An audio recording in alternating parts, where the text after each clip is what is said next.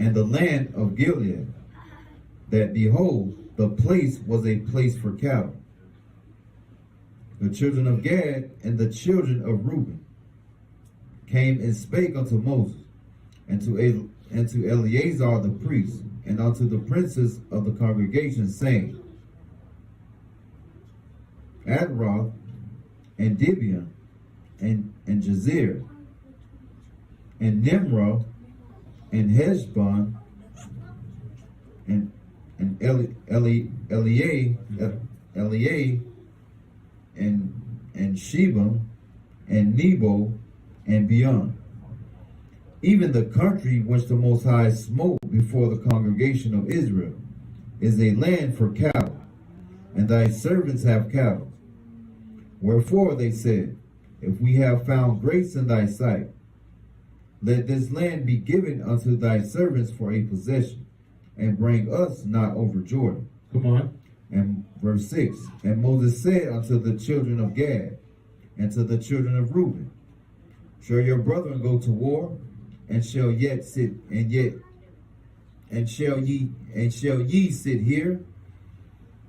And wherefore discourage ye the heart of the children of Israel from going over into the land which the Most High had given them? Right, so Reuben and Gad approach Moses and Eleazar, right? And they're basically negotiating, right? Reuben and Gad had a lot of cattle and were a very great multitude. So they're negotiating with Moses and Eleazar to basically secure land that's across the river Jordan, right? No, not across. That is in the land that they're in right now, right? So then Moses posed a question to them saying that, shall your brother go to war, and shall ye sit here, right? Basically saying, if we give you the land now, right, and we go to war, and you just sit here relaxing, chilling, right, it may discourage the heart of the children of Israel from going over into that land, because as we going into the land of Canaan and they see Reuben and Gad, a great multitude, sit back, they might start saying, yo, man, what's going on here? Why they don't want to go, right? Why they don't want to go to the land of Canaan? Man, I'm not going neither, right? It's the same way when we see people running, we start running.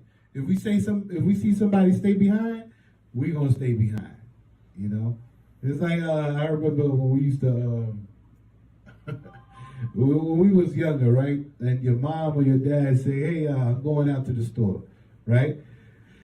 If one of the brothers say they want to go, or one of the children say they want to go, all the children want to go, right? Oh, can I come too? Can I go? Or you go to the store? Oh, I want to go too. But as soon as one of them stay behind, what happens? We're just going to stay here. We want to stay home too. It's the same. That's how you know we the children of Israel. Because we think and we act the same way, right? Once we see the older brother's going to stay behind, we no longer want to go to the store, because now we want to know what he got going on here. He go, what, you playing video games? Or nah, we're going to have fun here. All right, Mom, you can go. We'll stay back. And Mom ain't going to let that happen.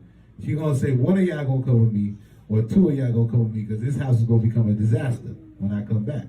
Right? So it's the same concept with Reuben and Gad. Moses is trying to prevent the children of Israel from becoming discouraged when they see Gad and Reuben stay in the land right there, the land of Canaan. I mean, not the land of Canaan, in the land of Midian, in the land of Bashan, right? Because as you can see on that map, you're going to see Reuben and Gad, and then the rest of the Israelites on the other across the river Jordan. So right now, they're negotiating in that land right there, right? And they're asking if we can get this land, right? Because we're a very great multitude and we have a lot of cattle. So let's read on verse 8. Verse 8. Read verse 7 again, Salah. Book of Numbers, chapter 32 and verse 7. And wherefore discourage ye the heart of the children of Israel from going over into the land which the Most High had given them. Thus did your fathers, when I sent them from Kadesh Barnea to see the land. Come on. For when they went up unto the valley of Eshcol and saw the land, they discouraged the heart of the children of Israel, that they should not go into the land which the Most High had given them. What was Moses referring to? What was Moses referring to right now? Thus did your fathers. Man, see, stay back there, my child. Give somebody else a try.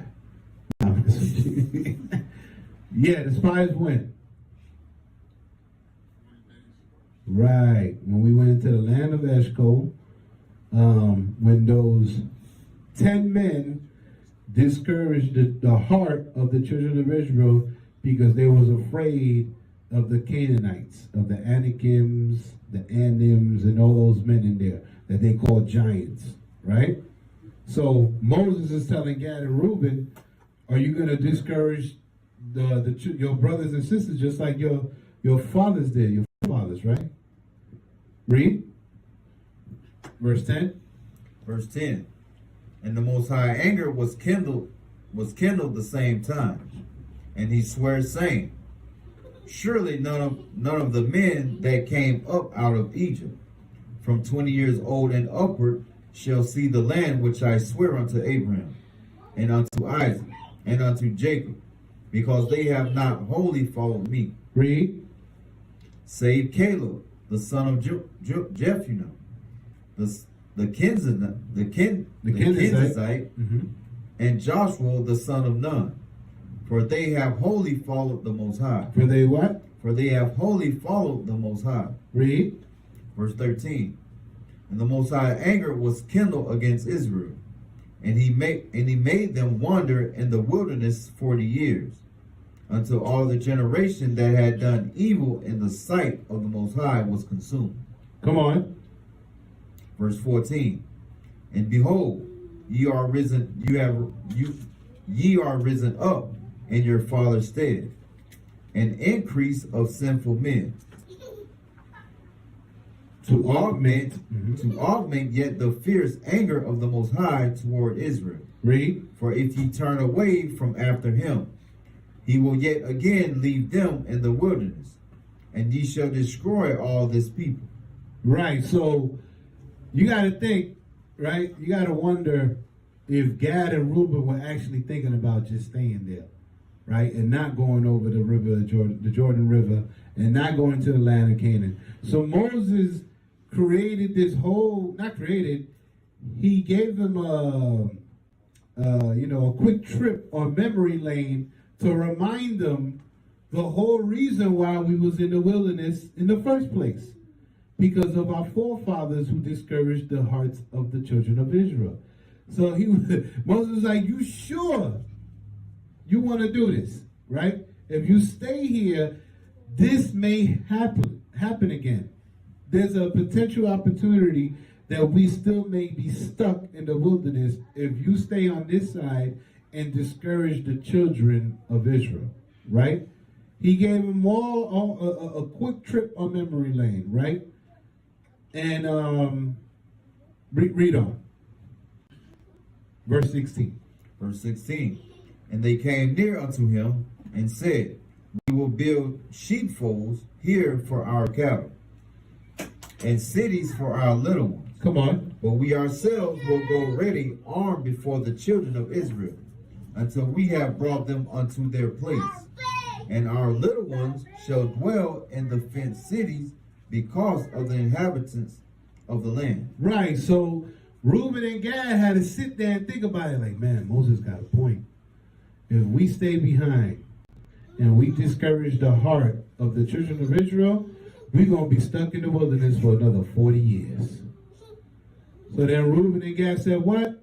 We're going to go ahead and build, what he called it? Fenced cities. Well, right here, we're going to build sheepfolds for our cattle. We're going to build barns, farms, right? For the cities and for the little ones, and fenced cities, right? But we ourselves will go ready armed before the children of Israel, right? And we will make sure that we all get to the land of Canaan, right?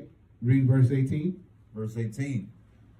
We will not return unto our houses until the children of Israel have inherited every man his inheritance. Right, so now those sheepfolds and cities that they built, that they're going to build right now in the land of Reuben, the land of Gad, and also the half tribe of Manasseh, right? They're going to build all those sheepfolds, and they're going to let the wives and the children stay, but they're going to go and go to war with the children of Israel, and they will not return home until every other tribe has their lot of inheritance. I'm putting it at the map so you can kind of like envision what's going on right now. Right? Read on. Verse 19. For we will not inherit with them on yonder side Jordan. Right, because the negotiation is that if Moses agreed to their proposition, right, that they would only own land on this side, on the right side of Jordan, and not in the land of Canaan, where the rest of the Israelites have a lot of inheritance. Come on. For we will not inherit with them on yonder side Jordan, or forward, because your inheritance is fallen to us on this side Jordan eastward. Right. Come on. Verse 20. And Moses said unto them, if ye will do this thing, if ye will go armed before the Most High to war, and will go all of you armed over Jordan before the Most High, until he had driven out his enemies from before him. And the land be subdued before the Most High. Then afterward ye shall return and be guiltless before the Most High, and before Israel, and this land shall be your possession before the Most High. You got to think about it. You got to put this to thought, right? The Reubenites, the Gadites, right? These are men of war, right? As the scriptures say in Deuteronomy, right? 33. We don't have to go to it, but I think it's in Chronicles and in Deuteronomy that the Gadites and the Reubenites were valiant men of war, right? So these men, these tribes were keys to the success of the Israelites in the land of Canaan.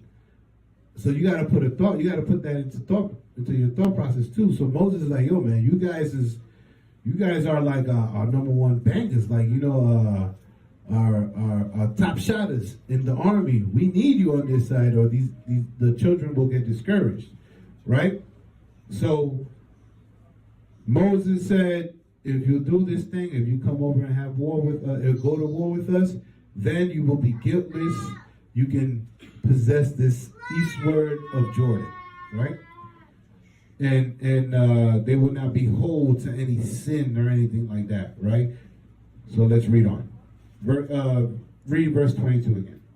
Book of Numbers, chapter 32 and verse 22. Matter of fact, 21. Verse 21. And will go all of you armed over Jordan before the Most High, until he had driven out his enemies from before him, and the land be subdued before the Most High. Then afterward ye shall return, and be guiltless before the Most High, and before Israel, and this land shall be your possession before the Most High. Why will they be guiltless? What we opened up this portion with? What was the first topic we spoke about when we read today? In chapter 30. About what? About vows. Keeping an oath. Right? So Reuben and Gad, they're making a vow right now with Moses. Right? So if they don't keep this, they will be guilty. Right? But if they fulfill it, they will be guiltless. Right? Because when you're just looking at it from, you know, a certain perspective, you're wondering, like, why would they be, like, in trouble for anything they're doing right now when they're not really committing sin? But they're making a vow. And we just learned in chapter 30, you have to keep that vow. You can't make an oath, make a promise, make a vow, and then break it. You got to fulfill it. So what's the vow that he's making with Moses right now? We're going to make sure that all the children of Israel is in that land, and we subdued all our enemies, and we have driven out all our enemies, right? Before the Most High, right? And subdued the land. Then we have fulfilled our vow, our oath. That's why they will be guiltless, right? Read on. Verse 23. And if you will not do so, behold, ye have sinned against the Most High. You have what? Ye have sinned against the Most High. Come on. And be sure your sin will find you out. Right, so why would they have sinned if they don't do this? Because they broke their vow. They broke their promise. I made an agreement with you, and I broke it. Now I'm sinning towards the Most High. Read. Verse 24. Build you cities for your little ones, and folds for your sheep, and do that which hath proceed out of your mouth.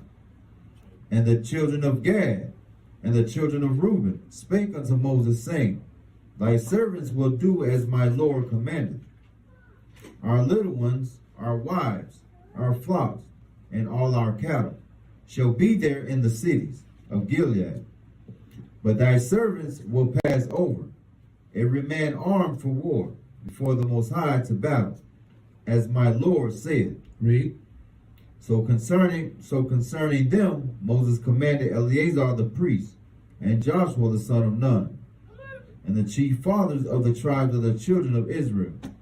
And Moses said unto them, If the children of Gad and the children of Reuben will pass with you over Jordan, every man armed to battle, before the Most High, and the land shall be subdued before you, then ye shall give them the land of Gilead for a possession.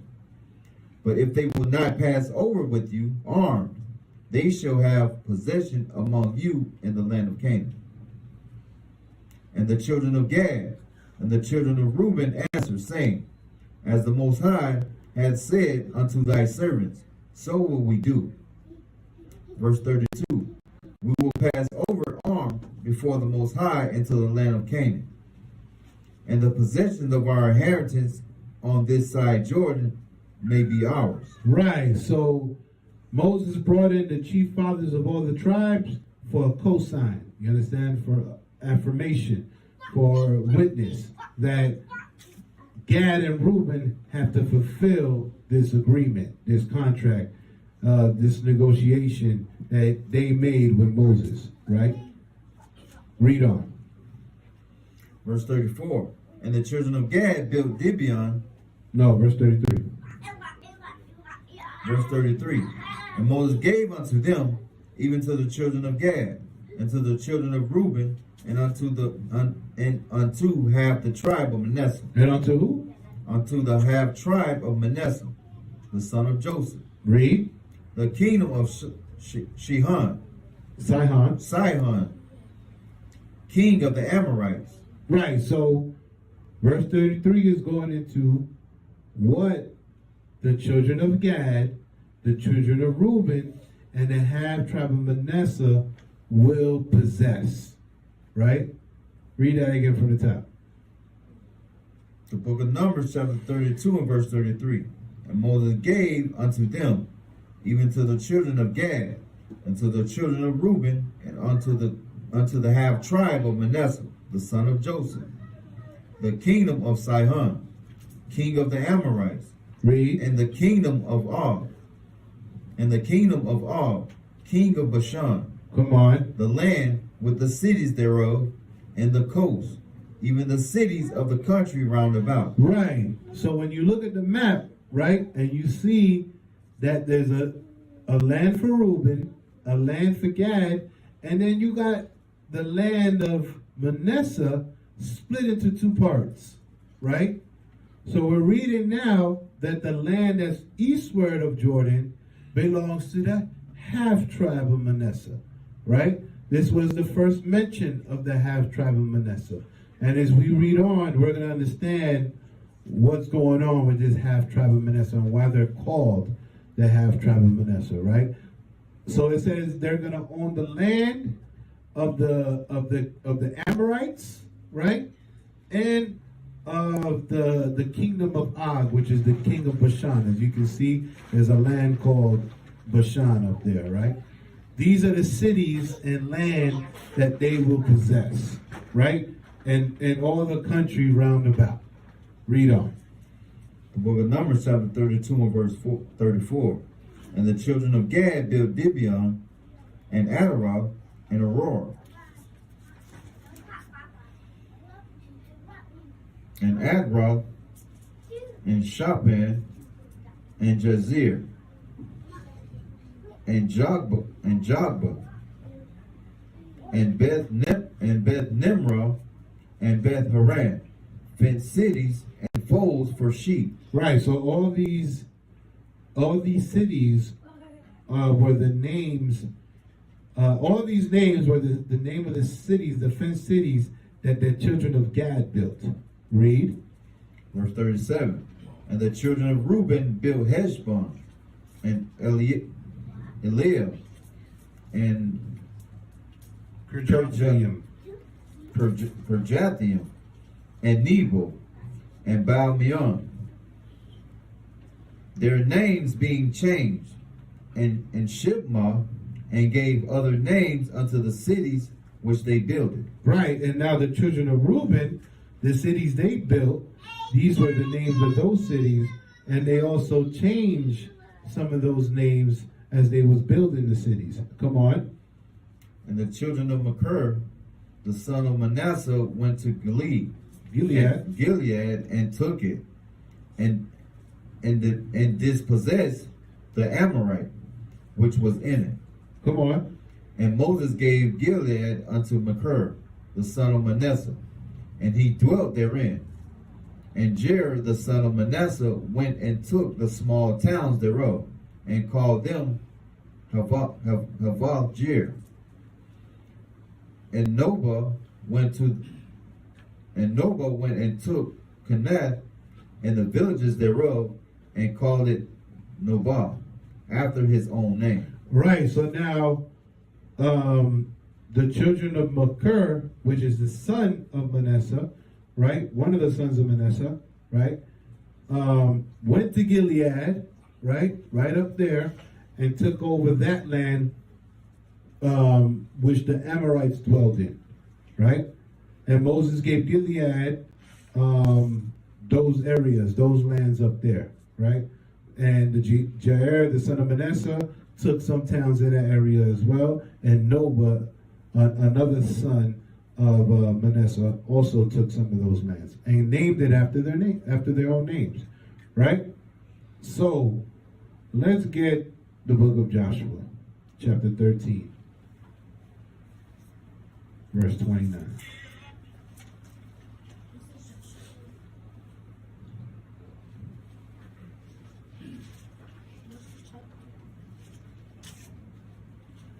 Let me get the book of Joshua, chapter 13, verse 29.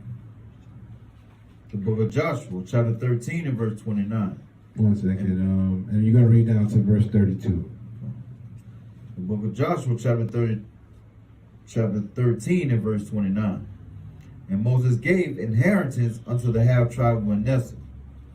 And this was the possession of the half tribe of the children of Manasseh by their families. Right, so we're reading in the book of Joshua later on, right, how Moses gave the inheritance. This is after they already went back into the land of Canaan. They took over, they subdued that land, and now Moses is giving them the inheritance, as an inheritance, that land, right? Read on. Verse 30. And their coast was from Mahanaim, all Bashan, all the kingdom of Og, king of Bashan, and all the towns of Jair, which are in Bashan, 80 cities. Read. And half Gilead, and Ashtaroth, and Edrei, cities of the kingdom of Og and Bashan, were pertaining unto the children of Machir, the son of Manasseh, even to the 1/2 of the children of Machir by their families. Even to the what? Even to the 1/2 of the even to the 1/2 of the children of Machir by their families. Come on. These are the countries which Moses did distribute for inheritance in the plains of Moab on the other side of Jordan by Jericho eastward. Right. So what I wanted to focus on was even to the 1/2 of the children of Machir, right, by their families, right. Put a pin into that. Jump to verse 7, chapter 17. So we're just going over more details of what was given to them, right? Read chapter 17, verses 1 and 2. The book of Joshua, chapter 17 and verse 1. There was also a lot for the tribe of Manasseh, for he was the firstborn of Joseph, to wit from Machir, the firstborn of Manasseh, the father of Gilead, because he was a man of war. Read. Therefore, he had Gilead and Bashan. There was also a lot for the rest of the children of Manasseh by their families, for the children of Abiezer, and of the children of Helek. Read that again from the top. Which one? Verse 2? Yeah. The book of Joshua, chapter 17 and verse 2. There was also a lot for the rest of the children of Manasseh. For the what? For the children of Manasseh. No, for the rest of the children of Manasseh. Right? Come on. For the rest of the children of Manasseh by their families. For the children of Abiezer, and for the children of Helek, and for the children of Azriel, and for the children of Shechem, and for the children of Hephner, and for the children of Shemitah. These were the male children of Manasseh, the son of Joseph, by their families. Read. Verse 3. But Zelophehad. But who? Zelophehad. Make a note of that name when we read chapter 36 in Numbers. Read. But Zelophehad, the son of Hepher, the son of Gilead, the son of Machir, the son of Manasseh, had no sons. He had what? No sons. Come on. But daughters. But what? But daughters. Read. And these are the names of his daughters: Mahlah, and Noah, Hoglah, and Milcah, and Tirzah. Right. So the lots that are on the eastward side of the river of Jordan was given to the tribe of Manasseh, as you can see, right? But it mentioned in Numbers that it was given to half tribe of Manasseh, right? That half tribe was the daughters of Manasseh. There was, as we read here, Zelophehad. So Manasseh is the firstborn of Joseph. Machir was the firstborn of Manasseh. Then you had Gilead. Then you had Hepher. Then you had Zelophehad, right? Zelophehad had no sons, right?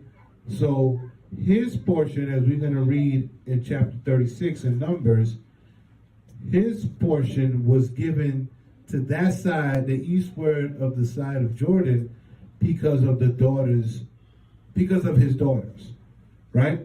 So keep that in mind. Let's go back to the portion.